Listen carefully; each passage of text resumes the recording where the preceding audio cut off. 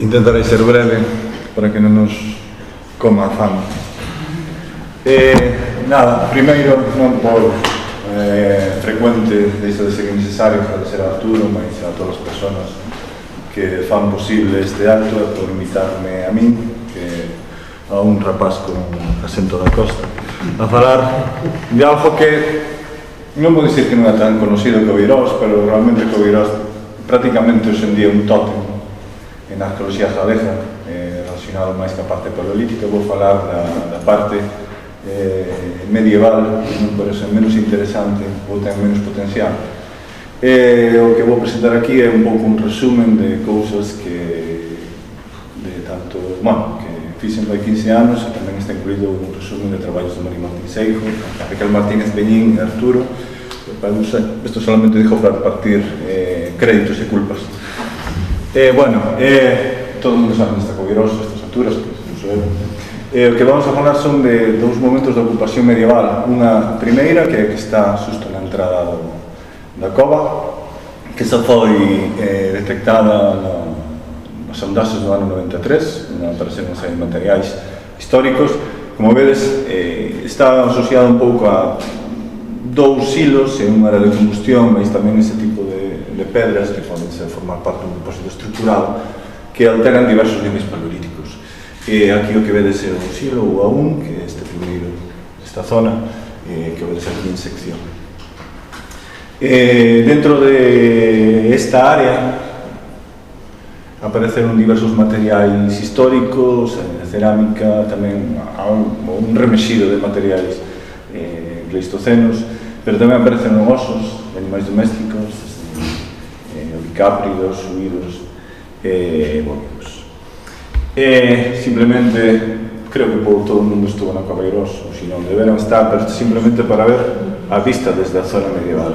Onde está excavando agora mesmo, estaría prácticamente sobre un silo, estaría en riba da zona medieval, simplemente para que vexades que nesta zona hai luz natural. Simplemente a ocupación pode nutrirse da luz natural, tamén como seguramente pasa durante a prehistoria, que son os lugares onde máis actividade personalmente hai, polo menos no diario. Despois a outra zona medieval que está xusto na gran sala interior, que está como a 30-40 metros da entrada, e como vedes está prácticamente escuro, e máis non se pode andar de pé, e para eso se necesita luz artificial. Aquí fixose unha sondaxe, non sei se, non sei se entendeu, no que aquí é interesante, ainda que non se ve en plantas, e vedes estes materiais de aquí son lousas, que non forman parte da cova, da xeoloxía da cova, por tanto foron transportadas. Esas lousas facían un lousado, detectouse un nivel de cinzas e un fogar, a parte de materiais neolíticos e a datación, vou falar das datacións. Básicamente o que temos no interior da sala, que esta sondaxe de aquí. Sobre as cronoloxías medievais, as dúas ocupacións que vemos son moi coherentes entre sí. Temos a datación da fogar, que está entre os silos, a datación da fogueira que aparecía na sondaxe, e máis un carbón que está nunha fisga cerca dun dos paneles. Non sei como veu ese carbón, pero cando vin que estaba aí aparecía, recordeime a unha forma de iluminar que había, ou polo menos hai aínda, ou hasta non fai tanto tempo, nas montañas orientais, que son os guisos ou guizos de madeira, que simplemente son uns jardullos, unhas varas que se colocan neste sentido, ás veces nas paredes, ás veces nas chimeneas, que se prendía lume e se utilizaban para iluminar. Recordamos un pouco eso, a mellor non ten nada que ver. Vos? Sí, como para alumear. Estos pastores. Sí, efectivamente. Pero bueno, é unha posibilidade que a mellor é un dos motivos por que estaba aí. Como vedes, todas as datacións son moi coherentes, e se fai unha datación, se se fai un resultado combinado de todas elas, nos dan un marxe de case 40 anos, entre o ano 991 e o 1028. Pero bueno, isto é un pouco máis complexo, como vamos a ver na parte de materiais. Entre os materiais históricos non solamente aparecen cerámicas, que é o material máis abundante, sino que aparece algún vidro, e tamén aquí vemos un punzón que podo recordar, que mellor non sei, non son experto, pode ser que non, é unha forma bastante típica. Dos osos o que si ten é unha decoración feita con un instrumental metálico. Por lo tanto, estamos levando a que cando menos a decoración, se non todo o punzón histórico.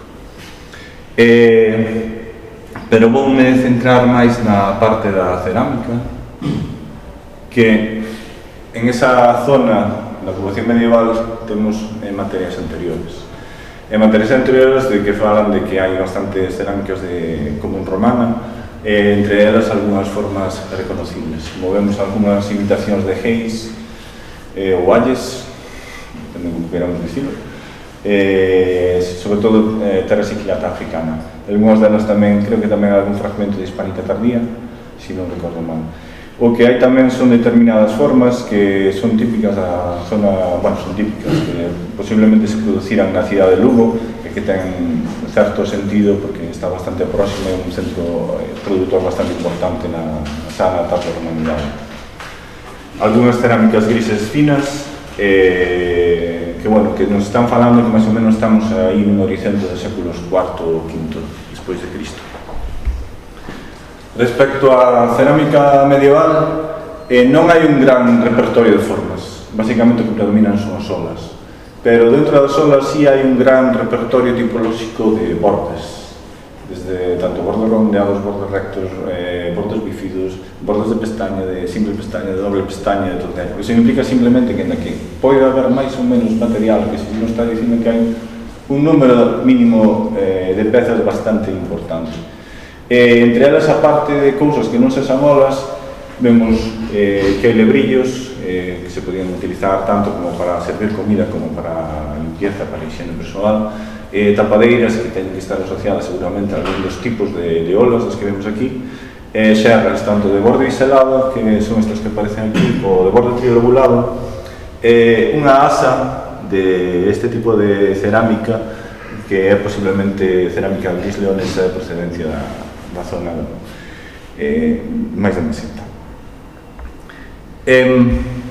Despois, en conto ás decoracións, son fundamentalmente a maior parte das cerámicas son cerámicas de ecuación reductora, tamén hai oxidantes, son ou ben feitas a torno ou senón a través de, depende, cirillotes ou cilindros, depende como de término.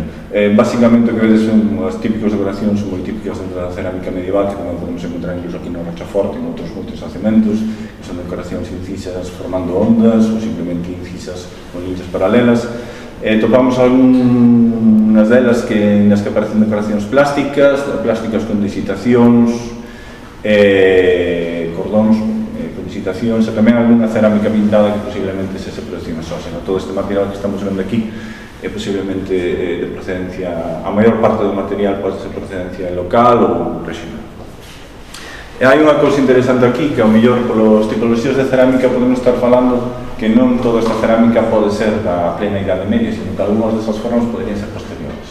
O que iso que nos levaría a pensar que ao mellor que esa ocupación tan puntual, como vimos antes, que está tan cerámica tardo-romana, e que algunhas destas formas tamén aparecen moito a partir do século XII-XIII, ou ben unha de dúas, ou temos unha ocupación un pouco máis extensa, ou ben algunhas destas formas poderían iniciarse un pouco antes de que normalmente temos pensado, que moitos destes tamén se debe que moitos destes estudios de cerámicas se fai través dos castelos. Os castelos máis conocidos hasta agora, afortunadamente son unha cousa que está cambiando, son un pouco máis tardíos.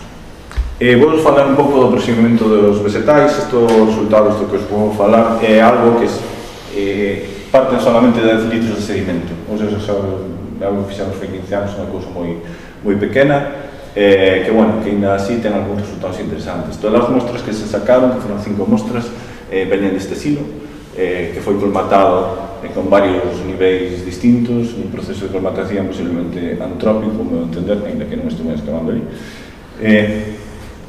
Simplemente o que nos apareceron, se fixe un estudio de 100 carbóns.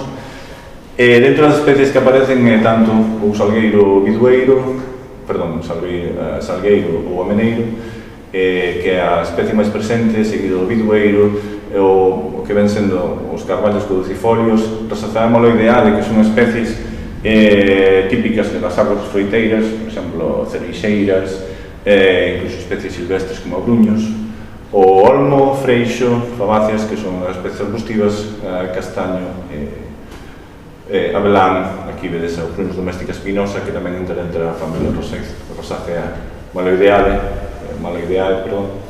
que podría ser, que se podría vincular mellor, pero bueno, aquí podemos identificar máis ou menos a que pertenece a Arbutus, que sería o madroño, o ergo. O interesante daqui é que temos un aproveitamento do bosque moi diversificado. Non solamente é algo que ao mellor si medra no entorno do Beirós, pero temos especies ripícolas que ao mellor que están bastante próximas, algunhas que tamén posiblemente están vinculadas ca xestión dos bosques nesa época, por exemplo, Castanea, que ten un impulso moi importante a partir da Idade Media. Se vamos ao aspecto de aquí que se ven son as posibles alteracións. Basicamente as alteracións, como todo isto é material carbonizado, as alteracións están relacionadas por como ese material se carbonizou. Basicamente vemos que non hai moitas alteracións. Aquí a entomofauna nos está indicando que se trata de madeira morta, xa vella, ou seja, que é madeira que se carbonizou, que xa estaba en proceso de podredume. As fendas radiais pode estar vinculado co secado, ou mellor con un secado moi rápido, distinto, e a vitrificación ás veces está relacionado co queimado ainda en verde ou con determinadas condicións de combustión. Pero unha cousa interesante dentro da parte da madeira é que a maior parte da curvatura, como vedes aquí, destes anéis, é moderada. Isto está nos indicando o calibre da madeira que se está utilizando. Basicamente o que estaban utilizando son polas ou árbores de moi pequeno tamaño. Non estaban utilizando grandes troncos, non estaban facendo leña como machada, sino que estaban aproveitando determinados recursos. Ao mellor estaban aproveitando simplemente facendo unha limpeza na área, ao mellor no tránsito, a Coveiroso aproveitaban e cargaban con esos materiais. Estamos indicando ese tipo de cursos.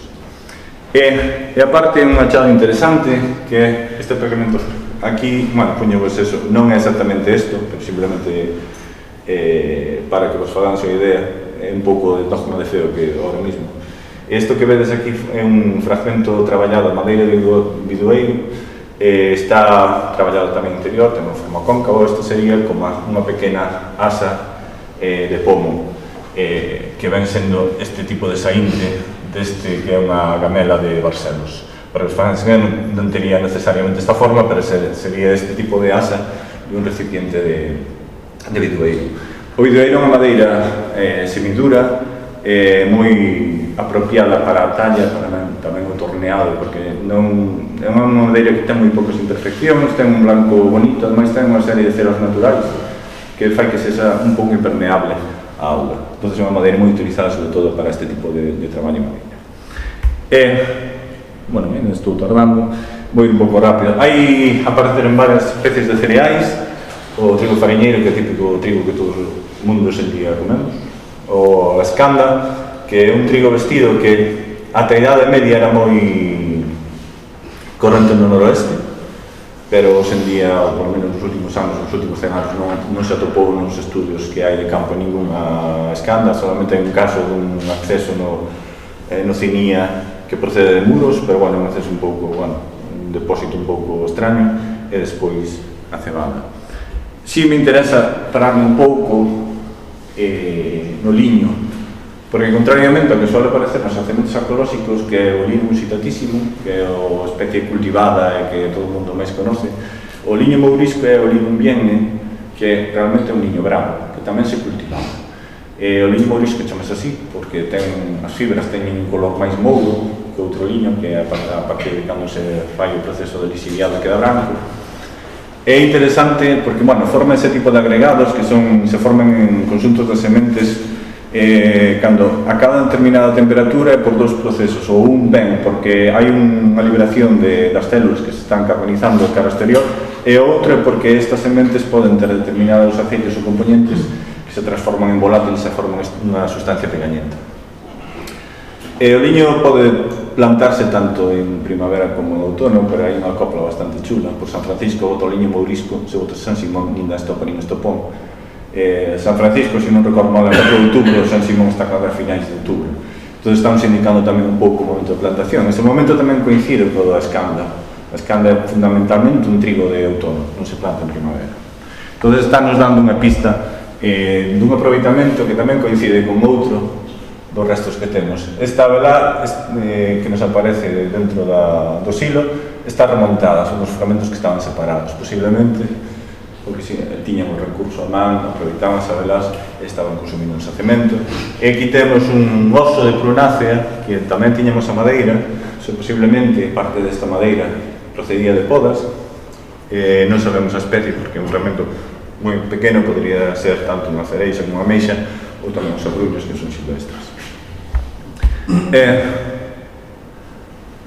Por ir rematando, a ocupación de Cobeirós ten bastante. Isto que vedes aquí é simplemente a visión desde o camiño onde está a igrexa parroquial de Cancelo, que hai unha primeira documentación do século XI e esta igrexa do século XII. Podería estar relacionado coa ocupación deste vale, de que, como vemos, na tarde das romanidades había xente habitando en Cancelo. Quero acabar, máis que para concluir con outras cousas que para min son interesantes a hora de aportar algo distinto, polo menos que eu quería. Cobeirós pode entenderse de moi diversas formas. A primeira que é unha xanela de outras identidades. Cando pensamos en ocupacións en covas, tanto prehistóricas como hoxendía, incluso hoxendía, cando se chegamos a unha cova temos unha sensación, polo que sexa, quizáis atávica de que a cova nos produce medo e curiosidade ao mesmo tempo. Entón, unha cousa é que ao mellor os habitantes de Cobeirós, como vemos, teñen un repertorio formal de formas moi importante, a nivel dos bordes, foi habitado durante moito tempo tamén en período histórico. Ao mellor hai determinadas comunidades que están utilizando Cobeirós de unha forma distinta, ao mellor porque non son comunidades que non se sinten a gusto no entorno de Cancelo, porque ao mellor porque prefiren estar fora un pouco deste mundo. A mí, cando vexo este tipo de ocupacións, salvando as distancias, por exemplo, na Cova de Río Cueva, no século VIII e IX, hai certos enterramentos dentro da cova. Estamos falando na Idade Media. E algúns dos enterramentos están queimando a calavera. Están depositando os enterramentos xunto con cultivos que se carbonizan. Entón, claro, cando ves este tipo de comportamentos na Idade Media que se salen fora da norma, que te esperas, pode ser que Cobeirós, igual que podemos entender o mellor como posible refugio de pastores, hai moitas covas que se utilizan para eso, tamén se pode utilizar o mellor como outras identidades, outras ritualidades que o mellor estuveron habitando dentro de Cobeirós. Entón, pareceme que tamén abrir esas vías tamén pode ser interpretante e entender Cobeirós desde outro punto de vista. Moitas veces entendemos a montaña como un territorio marginal. Ao mellor, ás veces, eso limítanos a nosa concepción, podemos entenderlo tamén como un nodo. Este tipo de emplazamentos, ou a montaña, tamén nos abren a porta a explotar outras zonas. Por exemplo, Cobeirós non está na ruta de paso máis idóneo, polo que entendo, para acceder a esta parte de arriba, pero sí como un elemento transicional do que ven sendo o Val de Cancelo e o que ven sendo a montaña. Ao mellor, Cobeirós o que está facilitando é a explotación de outro territorio. Entón, ao final, en vez de entenderlo como un límite, simplemente temos que entender que pode ser unha prolongación das comunidades que están habitando en Cancelo. E despois, para acabar, hai unha parte de filoxeografía que me interesa particularmente polas dúas partes. Só comentaba Ramón, xa nalgúnas das charlas anteriores estuvo comentando. As covas son os contextos onde mellor se preserva a materia orgánica que temos en Galicia. Non temos tantas, e non temos tantas que teñan a sorte de ser tan estudiadas en profundidade como esta. Neste tipo de contextos onde mellor se preserva o ADN. Finalmente, temos materiais medievais, tamén en outros períodos, evidentemente. Eso pode darnos idea a entender movimentos de poblacións, movimentos de especies de outra forma. Podo poñervos exemplos de aquí, pero vos poñer un exemplo das Américas. Hasta foi recentemente, sempre todo o mundo asociamos ao chocolate como a unha bebida que xa aparece na cultura maya e tamén no Olmeca anteriormente, a bebida xa especial daquela, e todo o mundo máis ou menos hasta fai nada pensábamos que a orixe do cacao é na zona de Centroamérica. Pois está se vendo que xenéticamente as especies que se cultivan en Centroamérica, que cultivaban os mayas, veñen da zona ecuatoriana de Amazonas. Parece entonces que ao mellor esta zona ecuatorial do Amazonas, estando o cultivo desa zona e todo ese tipo de especies e de froitos, teñen unha distribución dentro da selva que está condicionada polos asentamentos humanos. Iso é cousa interesante. A parte dos análisis de isótopos, particularmente, xa se falou de carbono e nitróxeno, particularmente o de estroncio, en unha área de montaña, pode darnos información sobre non solamente sobre a procedencia de determinados líticos, nin a procedencia de determinados individuos, sino tamén